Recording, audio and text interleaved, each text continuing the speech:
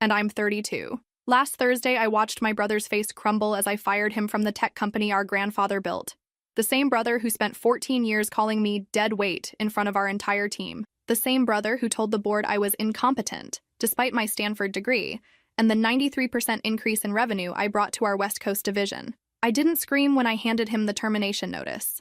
I didn't break down when he threatened to sue me for everything I was worth. I simply said, "The company needs stronger leadership," and watched as security escorted him from the building he thought would always be his kingdom. And now, 4 days later, he's begging for a second chance that will never come. Where are you watching from today?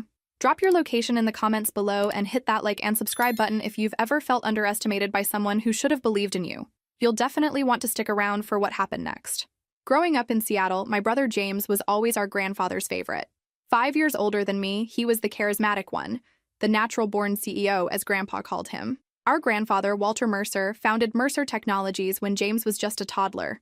The company started small, developing specialized software for local businesses, but grew into a regional powerhouse by the time I was in high school.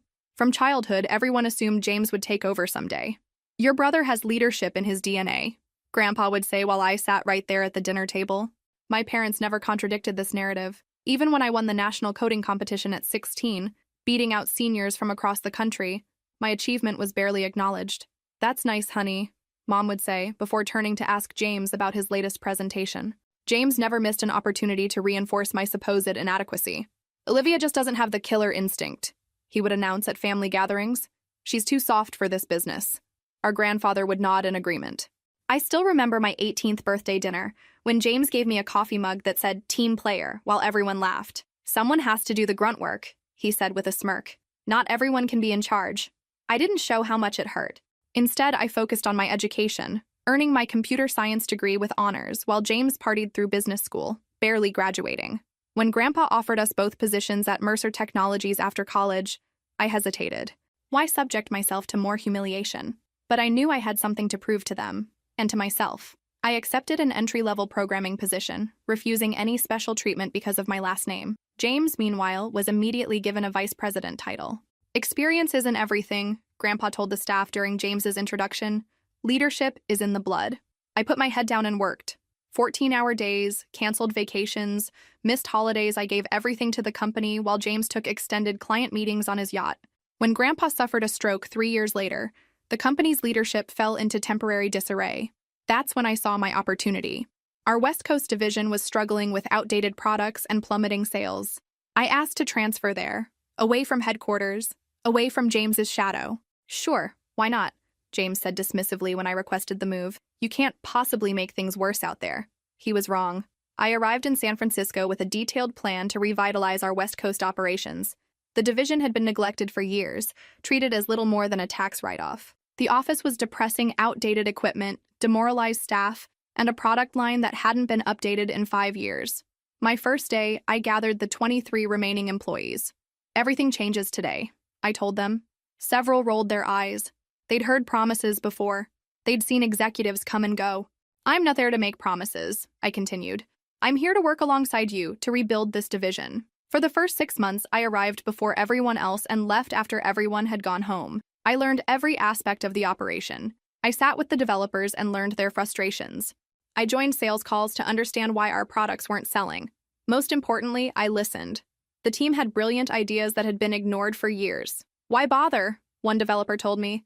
"Headquarters never approves our proposals." I discovered that James had systematically denied every innovation request from our division. He'd redirected our budget to pet projects at headquarters. He'd taken credit for the few successful initiatives we'd managed to launch. During my second month, I found a memo from James to our CFO. "West Coast is a lost cause. Keep it running at minimum until we can write it off completely." I didn't confront him, not yet. Instead, I began documenting every budget cut, every denied request, every instance of sabotage. I created a separate innovation track that didn't require headquarters approval, using the minimal resources we had. Our team developed a cloud security solution that addressed a critical market need. We worked nights and weekends, fueled by determination and the growing belief that we could prove everyone wrong. 9 months after I arrived, our new product was ready. I didn't seek permission to launch it, I just did. The response was immediate and overwhelming. 3 major tech companies signed contracts within the first month. Revenue began to climb. Our little division, once the company joke, started generating positive press. When the quarterly numbers came in showing a 47% increase in revenue, I received a terse email from James. Congratulations. Headquarters will be taking over the security product line effective immediately. He was trying to steal our success. I'd anticipated this. Before launching, I'd quietly filed patents under a subsidiary structure. I'd created a structure that gave our division significant autonomy. I replied with the legal documentation showing he couldn't simply appropriate our work. His response was a phone call I'll never forget. "Who do you think you are?" he shouted. "Playing lawyer now?"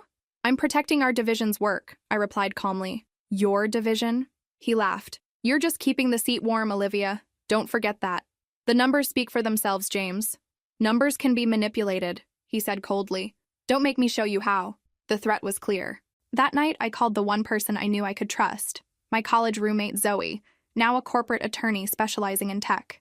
"He can't just take your product line," she assured me after reviewing the documents. "But be careful.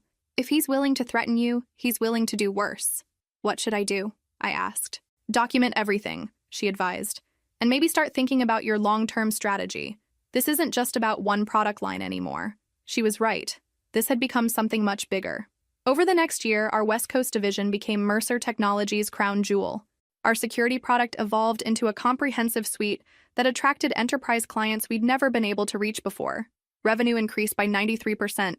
Our team grew from 23 to 78 people, all while James continued to dismiss my contributions. At the annual company retreat, I presented our division's remarkable turnaround. The board members were clearly impressed. Then James stood up.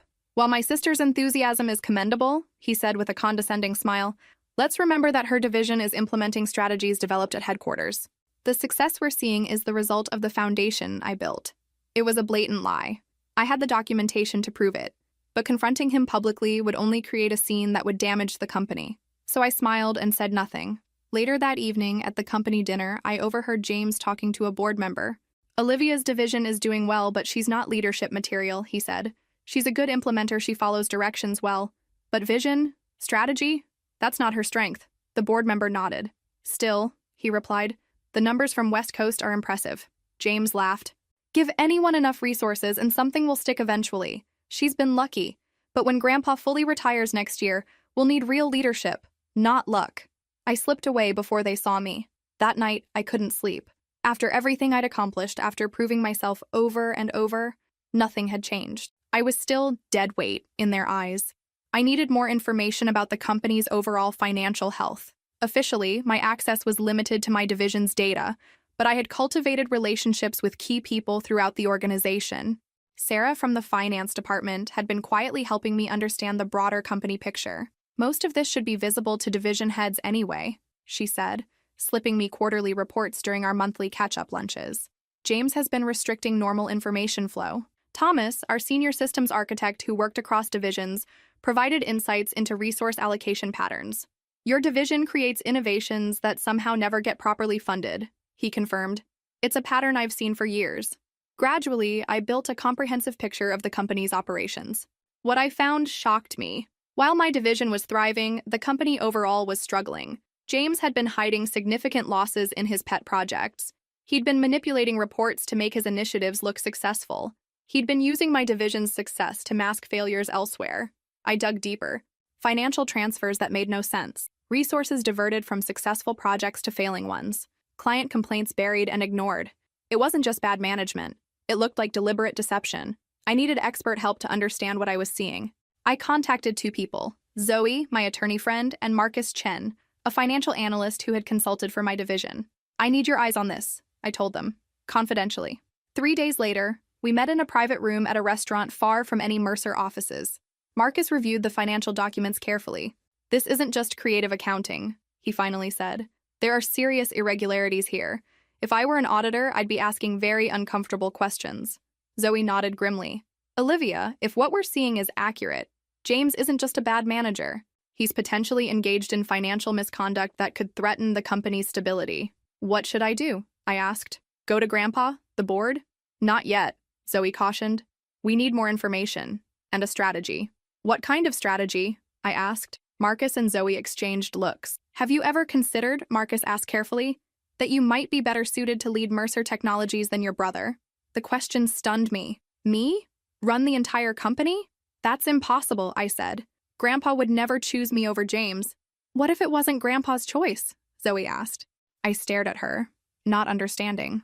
Mercer Technologies isn't just a family business anymore, she explained. It's a corporation with shareholders, many of them outside investors brought in during the expansion 5 years ago.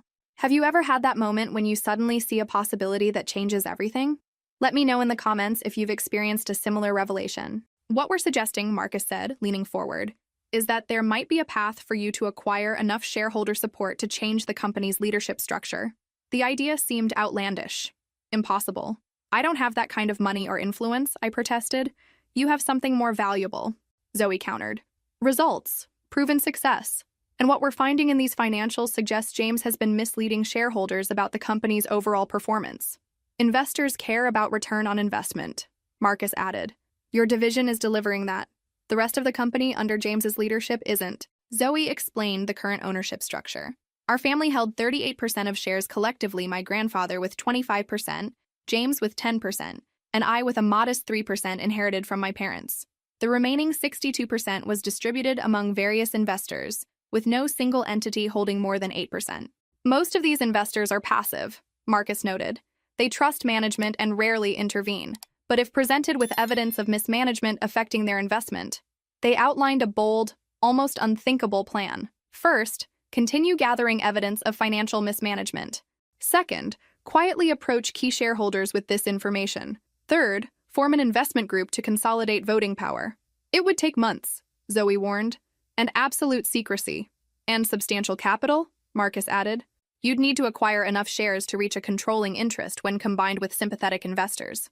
Where would that money come from? I asked. You've been saving and investing your bonuses for years, Marcus said. That's a start. There are also private equity firms that might back you if the case is strong enough. James would fight back, I said. Viciously, Zoe agreed, which is why everything must be perfectly legal and documented. I spent that night walking the San Francisco streets, considering the enormity of what they were proposing. Could I really challenge James for control of Mercer Technologies? Should I? This wasn't just about proving myself anymore. It was about saving the company my grandfather had built. By morning, I had made my decision. Let's do it, I told Zoe and Marcus. But we do it right. No shortcuts, no gray areas. Over the next 9 months, we built our case meticulously. Marcus analyzed years of financial reports, identifying patterns of misrepresentation. Zoe reviewed corporate governance documents, finding the pathways to potential change. I continued running my division, delivering even stronger results while secretly documenting everything that crossed my desk. We identified 3 key shareholders who collectively held 22% of the company. All had expressed concerns about overall performance in recent board meetings. All had praised my division's results. With Zoe's guidance, I prepared a detailed presentation showing the company's true financial position, the success of my leadership approach, and a comprehensive plan for turning around the struggling divisions. Mercer Technologies, although respected in the sector, had a market capitalization of approximately $120 million, a substantial value, but not inaccessible for a determined group of investors, especially considering that James's mismanagement had depressed the stock value by 30% over the past 2 years. Approaching the shareholders required extreme caution. Each signed strict confidentiality agreements before viewing our findings. Each meeting had to be held away from watchful eyes. The first shareholder, Dr. Eleanor Reed, a venture capitalist who had been an early investor, studied our presentation in silence. When she finished, she looked at me with new respect. I've had concerns for some time, she admitted, but I trusted Walter's judgment about James. This changes things. Similar meetings with the other 2 key shareholders yielded similar responses. Within weeks, we had formed an investment coalition. Next came the financial challenge. I had saved $1.4 million from my salary and bonuses over the years. Significant, but not enough. Dr. Reed introduced me to a private equity firm specializing in corporate restructuring. After extensive due diligence and multiple presentations, they agreed to back our effort with $2 million in capital, structured as a combination of loans and investment. Combined with my savings and the 3% I already owned, we began quietly acquiring shares on the open market. The process was painstakingly slow to avoid raising red flags. Small purchases through different brokers, strategic timing to avoid price spikes, careful documentation of every transaction. But we still needed more support to challenge James's position. That's when an unexpected ally emerged. Robert Torres, a board member and my grandfather's oldest friend, requested a private meeting. "Your grandfather isn't well, Olivia," he told me gravely. "He's been covering for James for years because he can't bear to admit he made a mistake. But he knows. Deep down, he knows James isn't the right person to lead this company." "Has he said something?" I asked, surprised. "Not directly, but I've known Walter for 50 years. I see his disappointment, his worry. He's too proud to change course now, but that doesn't mean the course shouldn't be changed." Robert joined our coalition, bringing his 7% stake with him. By month 10 of our plan, we had consolidated enough voting power to make a move. Between acquired shares, my original holdings, and committed investor support, we controlled approximately 52% of voting shares. The process had been methodical and exhausting, but timing was crucial. James was planning a major reorganization that would essentially dismantle my division and distribute our team across the company. He had presented it as leveraging West Coast innovation company-wide, but the real purpose was clear: break up my success before it threatened him further. The reorganization would be finalized at the quarterly board meeting, just 2 weeks away. We needed to act before then. "Are you ready for this?" Zoe asked me the night before we executed our plan. "Once we start, there's no turning back." I thought about 14 years of dismissal and humiliation. I thought about my team, whose innovations had been repeatedly stolen or suppressed. I thought about the company my grandfather had built, now at risk because of James's mismanagement. "I'm ready," I said. The morning of the board meeting arrived with a strange sense of calm. I had spent years being underestimated, overlooked, dismissed. Today, that would end. I dressed carefully, a tailored navy suit, minimal jewelry, hair pulled back, professional, authoritative. The meeting was scheduled for 10 a.m. at headquarters in Seattle. I arrived 30 minutes early, as did the members of our coalition. We had coordinated everything down to the minute. Our legal team waited in a conference room nearby. As board members filtered in, James nodded to me dismissively. "Nice of you to make the trip up from California, sis," he said. "Your division's about to undergo some exciting changes." "Yes," I replied calmly. "It certainly is." He mistook my composure for resignation. The meeting began with routine matters, approval of previous minutes, updates on ongoing projects.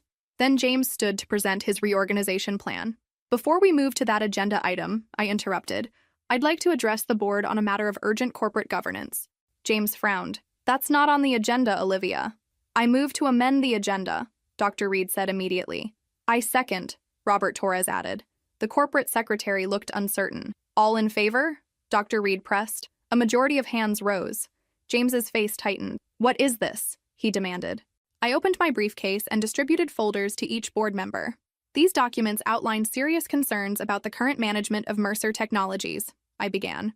They include evidence of financial misrepresentation, misallocation of company resources, and governance failures that threaten the company's stability and shareholder value. James lunged for the nearest folder. "This is slander!" he shouted after scanning the first page. "These allegations are completely false. The financial records tell a different story," I continued calmly, "as do the witness statements from department heads across the company." Our grandfather, who had been largely silent in board meetings since his stroke, looked confused. "What is happening?" he asked Robert. Robert leaned over to speak quietly with him. Meanwhile, the other board members were reviewing the documents with growing concern. "If these allegations are accurate," one said, "this represents a serious breach of fiduciary duty." "They're not accurate," James insisted. "This is a hostile takeover attempt by my sister, who's always been jealous of my position." "I've consolidated these findings into a formal motion," I continued, ignoring his outburst. "The shareholders represented in this room who collectively hold controlling interest in Mercer Technologies move to restructure company leadership, effective immediately." The room erupted. James shouted about family loyalty. 2 board members began arguing about governance procedures. Our grandfather sat in stunned silence.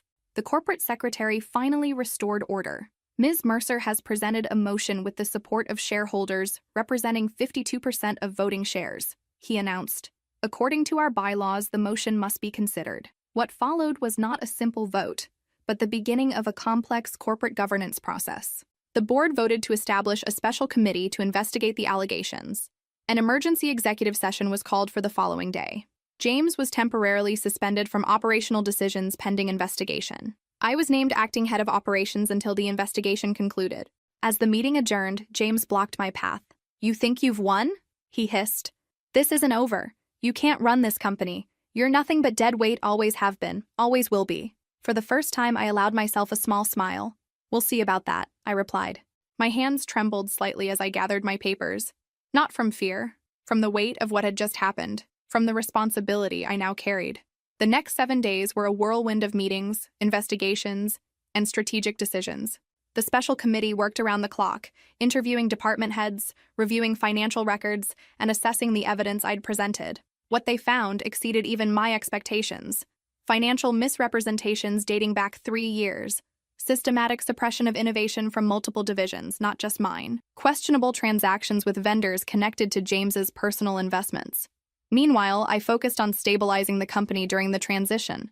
I met with key clients to reassure them. I spoke with nervous employees to address rumors. I worked with the board to maintain operational continuity. James didn't go quietly. He hired a high-profile attorney. He reached out to allies within the company. He contacted major shareholders who weren't present at the meeting. His narrative was simple. I had manipulated data to stage a corporate coup. The company's stock price dropped 8% as news of the leadership crisis broke. Tech blogs ran headlines like "Family Feud threatens Mercer Technologies' future." Competitors began approaching our clients, suggesting they switch before things got worse. The pressure was immense, but I had prepared for this. We released a carefully worded statement to the markets. Mercer Technologies is conducting a standard governance review. Operations continue uninterrupted. The company remains committed to its clients and innovation roadmap. Internally, I was more direct. I gathered department heads for an emergency meeting. The company is at a crossroads, I told them. The investigation will show that James has been mismanaging our resources and misrepresenting our performance.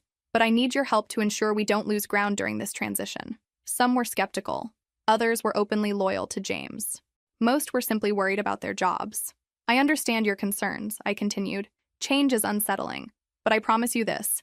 Decisions going forward will be based on performance and contribution, not politics or personal loyalty.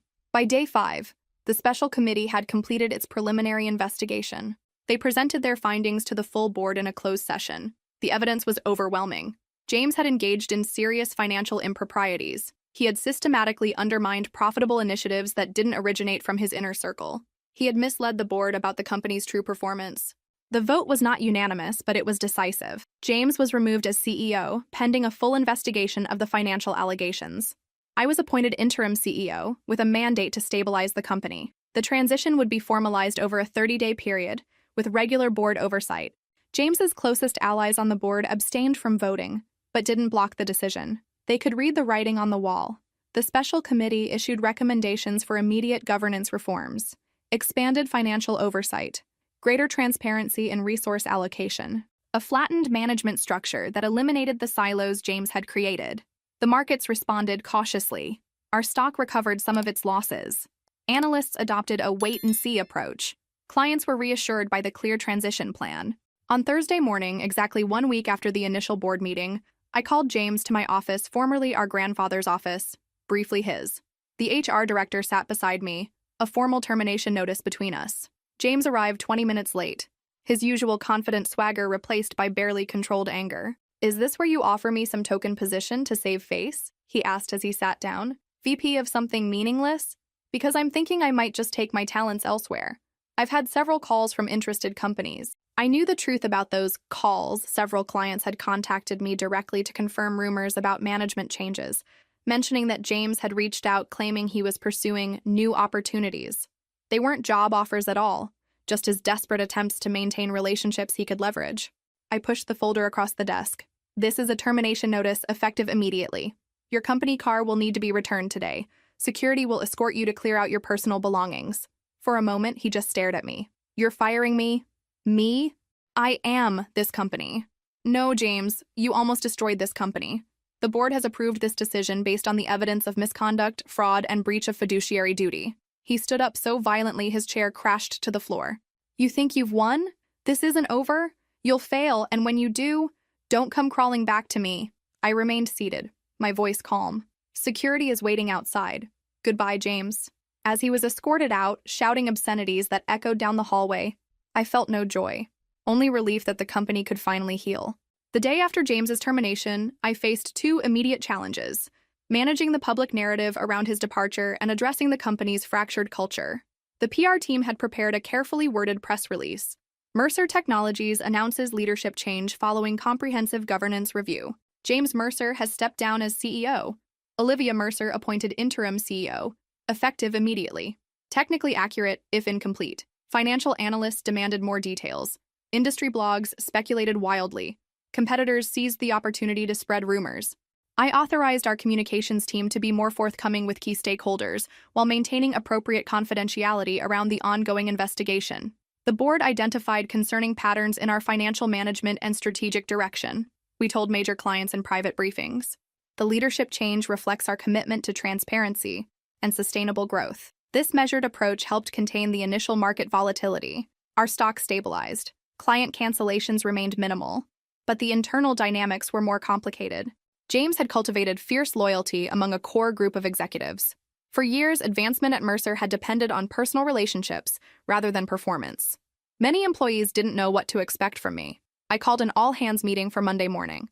Every employee, whether in Seattle, San Francisco, or our smaller offices, would attend either in person or virtually.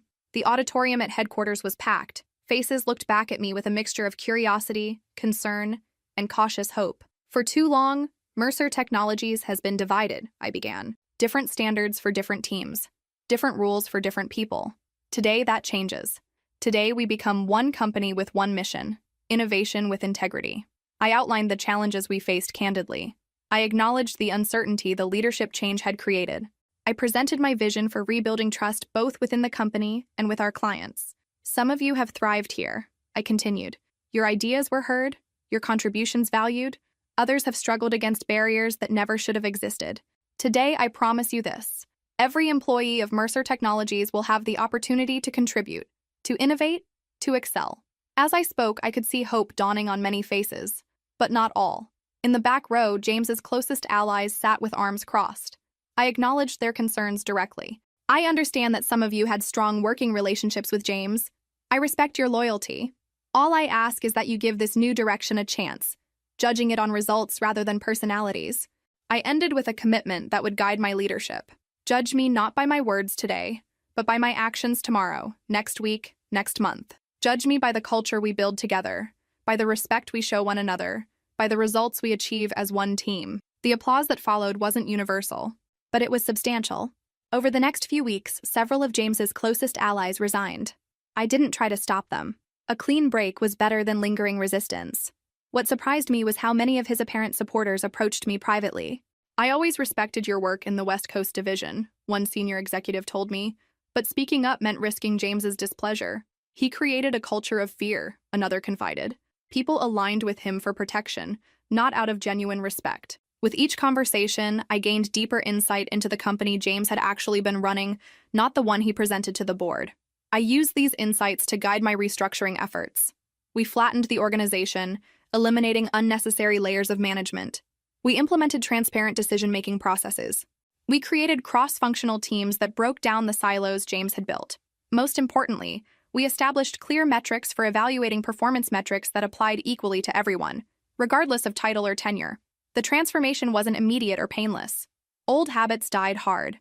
Some initiatives failed and required adjustment. But gradually, a new culture began to emerge, one where ideas were valued regardless of their source, one where collaboration replaced competition, one where results mattered more than relationships. 6 weeks after taking over, I presented my first formal update to the board. The immediate crisis had been contained. Client retention remained stable. Initial financial reforms were showing promising results. The board voted to extend my interim appointment for 6 months, with quarterly reviews. Not a ringing endorsement, but a reasonable opportunity to prove myself. What do you think will happen next in this corporate transformation? Drop your predictions in the comments below. The following months brought both challenges and opportunities. As interim CEO, I inherited a company with deeper problems than even I had realized. The financial misrepresentations had masked serious operational inefficiencies and strategic missteps. Our core security platform needed significant updates to remain competitive. Key talent had left during James's tenure, creating critical skill gaps. Several major clients were considering not renewing their contracts. I approached these challenges methodically.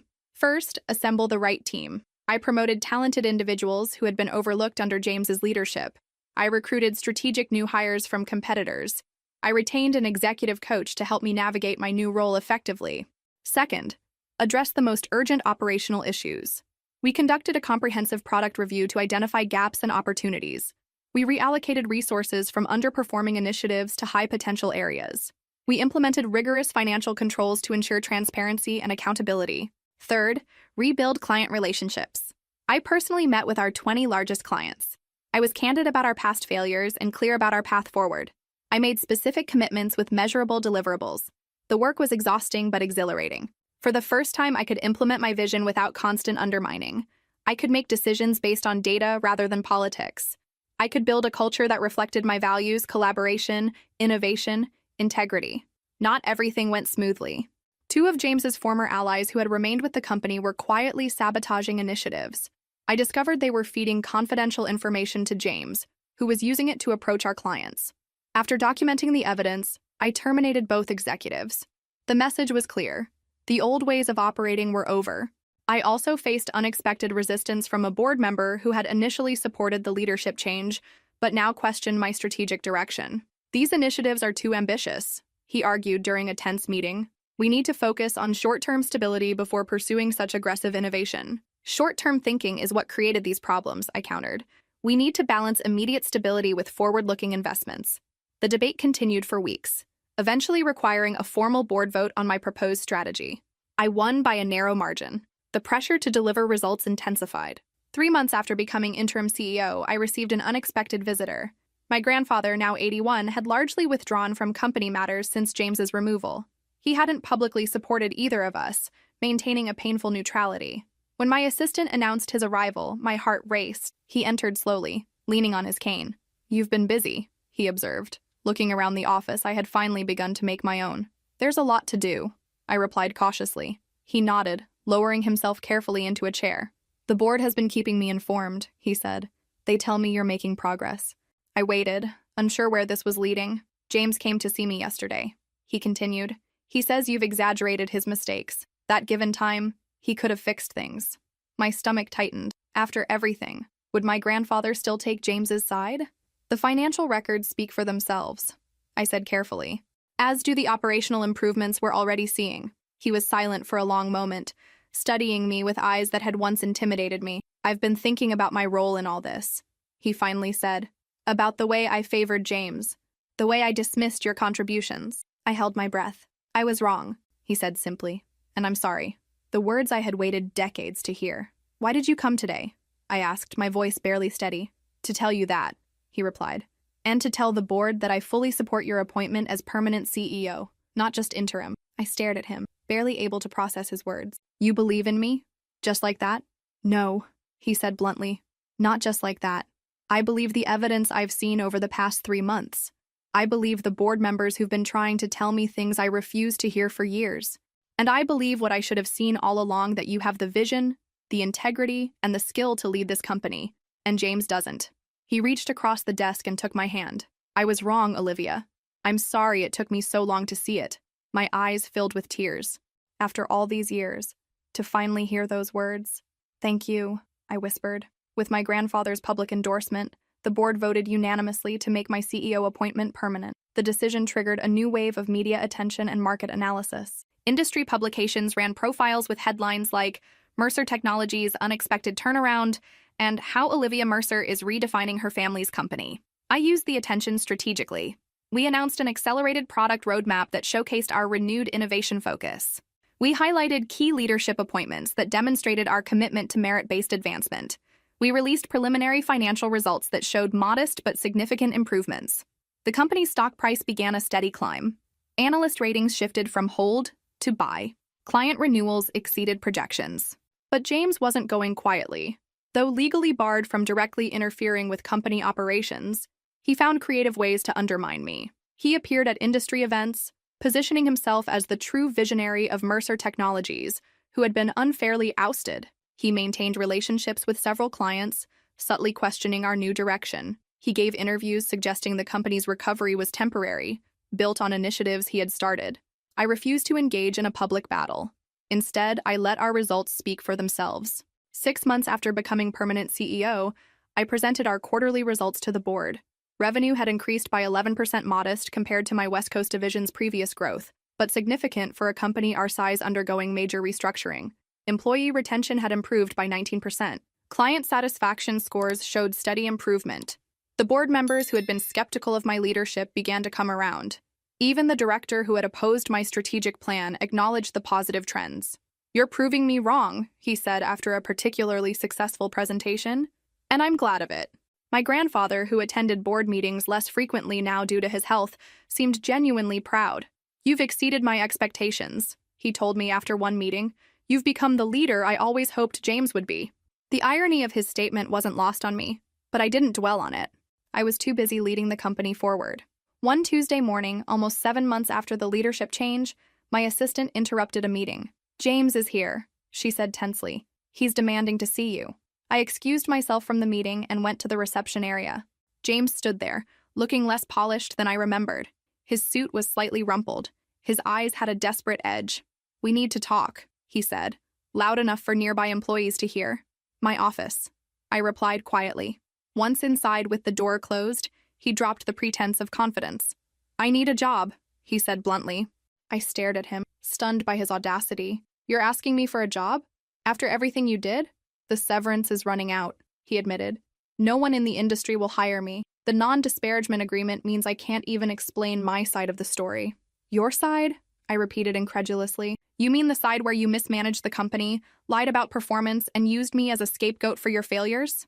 "I made mistakes," he conceded reluctantly. "But I'm still a Mercer. This is still our family's company." "This is a publicly traded corporation," I corrected him, "with shareholders who expect ethical leadership and profitable growth, neither of which you provided. So that's it? You've had your revenge and now you're done with me?" "This was never about revenge, James.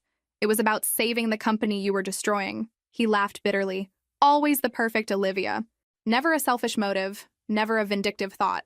"I'm not perfect," I said, "but I am the CEO of this company. And no, I won't be hiring you." After James left, I sat alone in my office, disturbed by the encounter. Despite everything he had done, he was still my brother, and he was clearly struggling.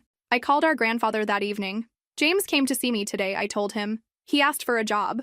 The long silence that followed told me Grandpa wasn't surprised. "He came to me first," he finally admitted. "I told him he needed to make amends with you." "That's not what he did," I said. "He demanded a position, as if it were his right." "Some lessons take longer to learn than others," Grandpa sighed. "James has never faced consequences before. And now? Now he's living in his condo in Bellevue. The vacation house in Aspen had to be sold. The yacht, too. He's been reaching out to old contacts, but your documentation of his mismanagement was thorough." I felt a twinge of guilt, quickly replaced by resolve. "He did this to himself," I said. "Yes," Grandpa agreed, "but he's still family."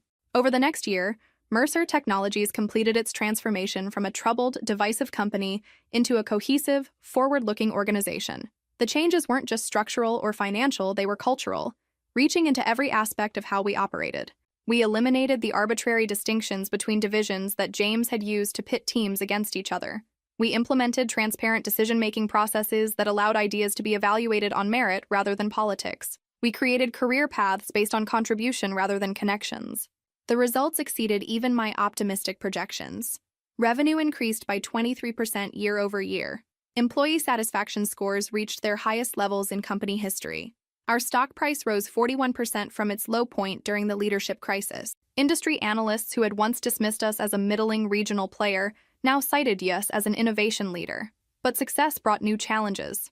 A major competitor, Axiom Technologies, announced they were looking to acquire companies that complemented their enterprise solutions. Our board immediately recognized both opportunity and threat. Mercer's security products would be valuable to Axiom, but an acquisition would mean the end of our independence.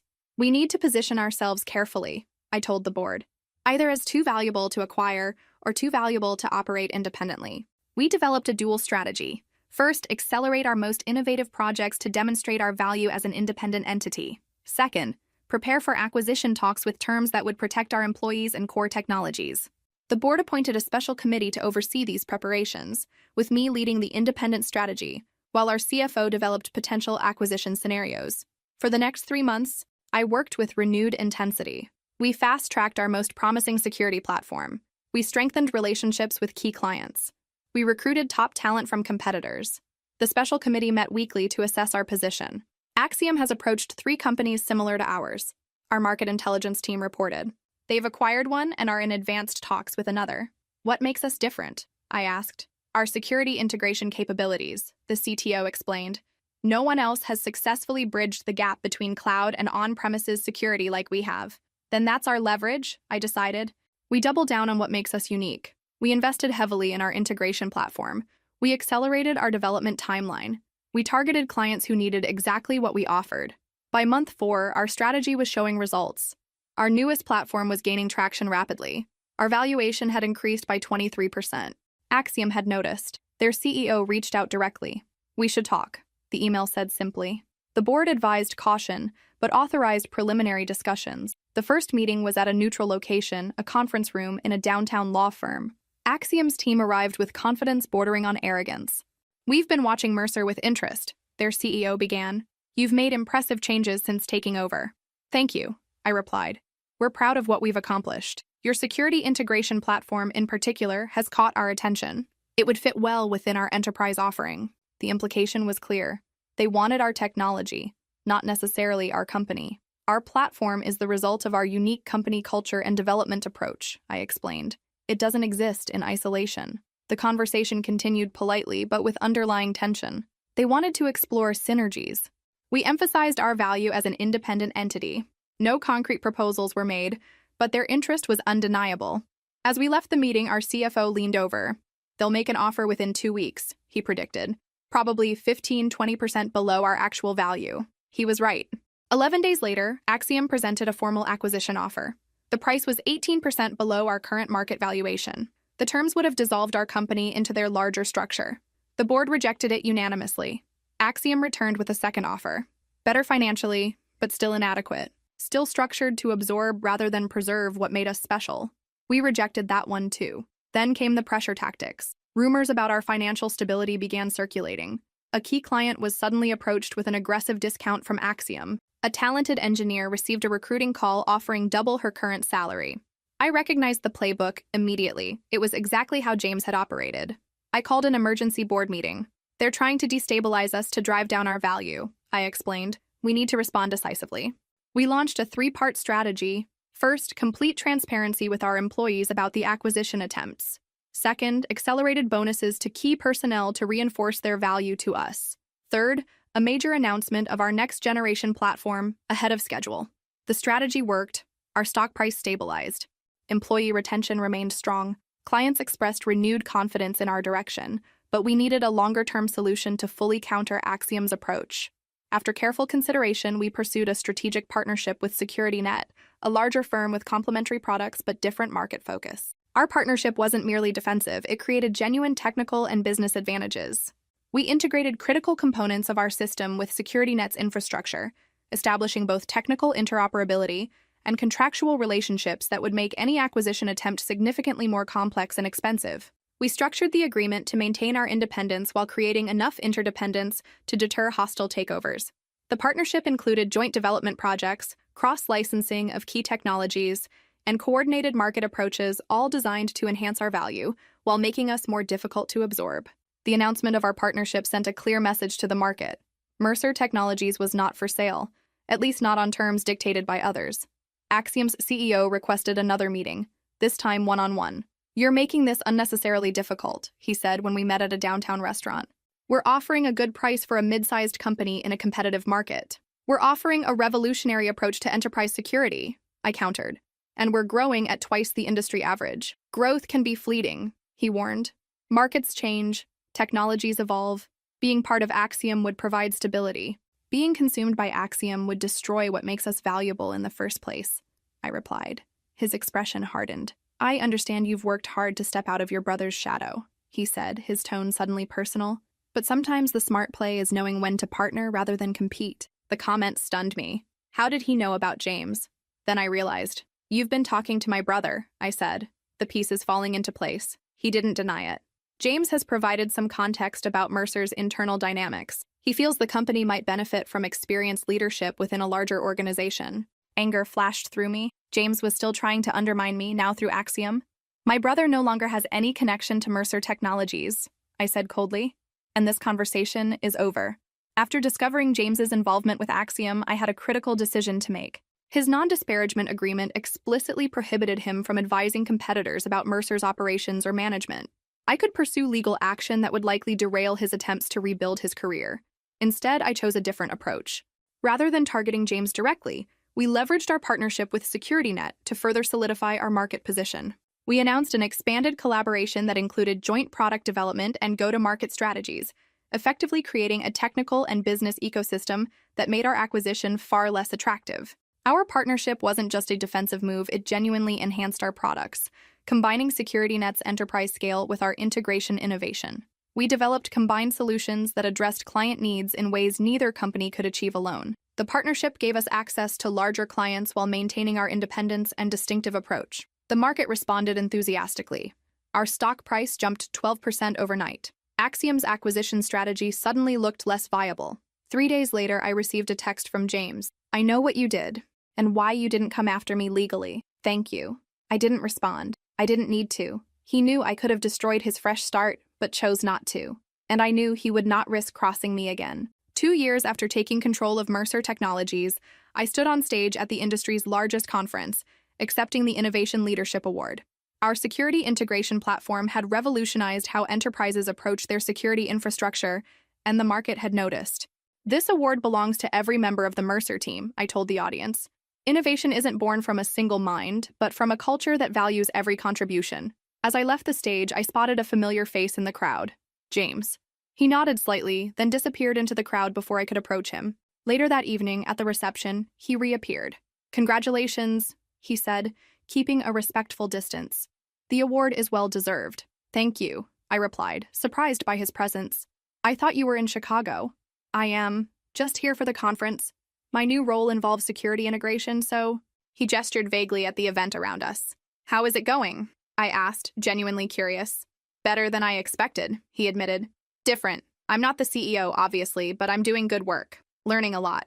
There was a humility in his tone I'd never heard before. "I'm glad," I said, and meant it. And we stood awkwardly for a moment. "I owe you an apology," he finally said. "A real one, not the half-hearted acknowledgement I gave you before. I was wrong about you. I was wrong to treat you the way I did all those years. And I was wrong to try to interfere with Axiom." I studied his face, looking for the manipulation I'd grown so accustomed to detecting. I didn't see it. "What changed?" I asked. "Perspective," he said simply. "In Chicago, no one cares that I'm a Mercer. They judge me on my work, my ideas, my contributions. It's clarifying. It's how the rest of us have always lived," I pointed out. He winced. "I deserved that, but I am trying to change." Another awkward silence fell between us. "Grandpa's health is declining," I said, changing the subject. "He's 83 now. You should visit while you can." "I've been calling him weekly," James said. "But you're right. I'll come to Seattle next month." We parted with a tentative truce established. Not friendship, certainly not the siblinghood we should have had, but at least the hostility had faded. The following month brought both challenges and opportunities. A critical security vulnerability was discovered in a widely used protocol that affected our platform. Our team worked around the clock to develop and deploy a fix before any clients were compromised. At the same time, interest in our company reached new heights. Investors were eager to support our expansion. Talented engineers sought to join our team. Potential clients reached out daily. We were no longer the family company my grandfather had built. We were becoming something bigger, more influential. The responsibility weighed on me. Every decision affected hundreds of employees and thousands of clients. But I had grown into the role in ways I once couldn't have imagined. I assembled a leadership team that complemented my strengths. I established governance structures that ensured transparency and accountability. I created pathways for innovation that didn't rely on any single person's vision. When James visited Seattle as promised, he asked to see the company. After some consideration, I agreed. He walked through our headquarters with visible emotion. "It's so different," he remarked as I showed him the collaborative spaces that had replaced the hierarchical structure he had enforced.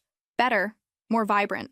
We ended in my office once our grandfather's, then briefly his. "Do you ever think about how differently things might have turned out?" he asked, looking around at the space I had finally redecorated to reflect my leadership style. "Sometimes," I admitted. "If you had seen me as an ally instead of a threat, if I had stood up for myself sooner, if Grandpa had recognized what was happening." "I was scared," he said suddenly. "Terrified, actually. I always knew I wasn't what Grandpa thought I was. I was afraid you would expose that. So I tried to keep you down before you could rise up." The admission stunned me. All those years, I had thought he saw me as insignificant. In reality, he had seen my potential and feared it.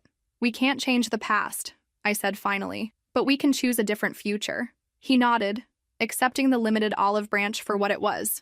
Before he left Seattle, James visited our grandfather one last time. I wasn't present for their conversation, but Grandpa called me that evening, his voice stronger than it had been in months. James told me everything, he said. Not just about the company, about how he treated you all those years, about how I enabled it. Grandpa, you don't need to— Yes, I do, he interrupted. I failed you, Olivia. I saw what I wanted to see in James, and I refused to see what was right in front of me in you. I'm sorry. Tears filled my eyes. Thank you, I whispered. 2 weeks later, he passed away peacefully in his sleep. The funeral was small, with only family and close friends. James flew in from Chicago. We stood side by side at the cemetery, not quite together, not quite apart. According to Grandpa's updated will, his shares in the company were divided equally between James and me, with the condition that neither of us could sell for at least 5 years. He wanted to ensure the company's stability, even after his departure. So I'll be a shareholder again, James said slowly as we walked back to the cars, but without operational involvement. That's right. I can live with that, he decided. It's more than I deserve.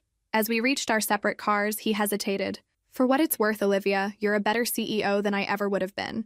The company is lucky to have you. Coming from him, it was an extraordinary admission. Thank you, I said simply. We didn't embrace or make false promises about regular family dinners, but something had shifted. The wound hadn't healed, but perhaps it had begun to scar over. That was enough for now. 5 years have passed since I became CEO of Mercer Technologies. What began as a desperate move to save our family company has evolved into a transformative journey, not just for the business, but for me personally. The company today bears little resemblance to what it was under James's leadership. We've grown from a regional player to an international security leader. Our workforce has tripled. Our stock price has increased by 148% from its low point during the leadership crisis. Most importantly, we've built a culture of innovation, respect, and collaboration that attracts the best talent in the industry. I no longer need to prove myself. My leadership speaks for itself. The board that once questioned whether I could handle the role now seeks my guidance on long-term strategy. Clients who once insisted on speaking with someone in charge now specifically request my involvement in major decisions. Competitors who dismissed us as a minor player now monitor our every move. As for James, we've established a cautious, distant relationship. He remains in Chicago, where he's built a respectable career. He attends the annual shareholders meeting but never attempts to influence company decisions. When we interact, which is rarely, we maintain a polite, professional demeanor. Last month, he emailed me about a charity event his company was sponsoring. I've recommended Mercer as a potential corporate sponsor, he wrote. No pressure, but they do good work. I had our community engagement team evaluate the opportunity. It was legitimate and aligned with our philanthropic goals. We became a silver-level sponsor. James sent a brief thank you note. I replied with an equally brief acknowledgement. We'll never be close. Too much history lies between us. But we found a way to coexist, to acknowledge our shared heritage without reopening old wounds. 3 months ago, I made a decision I'd been considering for some time. I promoted Maya Chen, the assistant who had provided crucial evidence against James years ago, to chief of staff. You've earned this, I told her during the meeting where I offered the position. Your integrity and judgment have been invaluable to this company. Thank you, she said, clearly emotional. That means a lot, especially coming from you. From me? I asked, curious about her phrasing. You showed all of us what's possible, she explained.